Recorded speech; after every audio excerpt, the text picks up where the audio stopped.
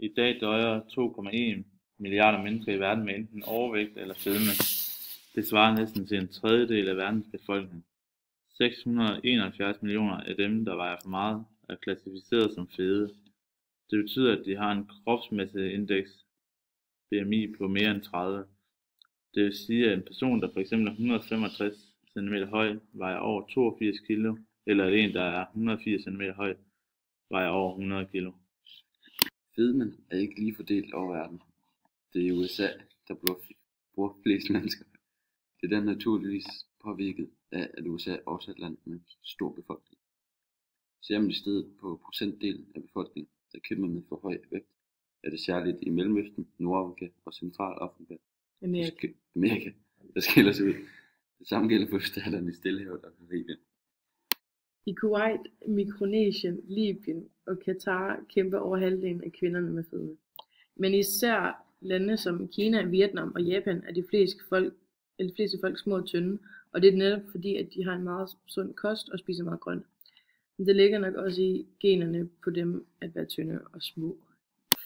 Så går vi ned, og så har vi et skema her,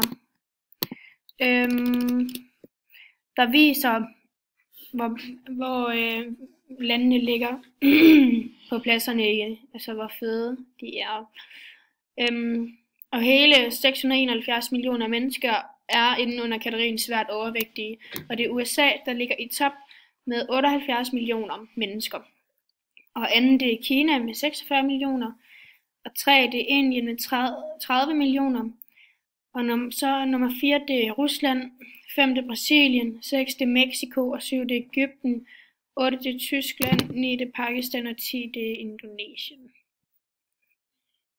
Og i Danmark, så har vi nogle billeder her, hvor der viser, at i Danmark, der er drenge under 20, der er der 19,7%, og hvis vi så går ned og kigger i USA, så er der faktisk 28,8%. Og i svært overvægtige, der er det 8,7%, men i USA der er det 12,4%. Og mænd over 20 år, overvægtige i Danmark er 59,2%, hvor i USA er det 70,9%, og det viser en meget stor forskel. Og svært overvægtige det er 9,6% og 19,6%, og USA er det 31,7%. Og piger, der er svært overvægtige, det er 19,4%. Og i USA er det 29,7%.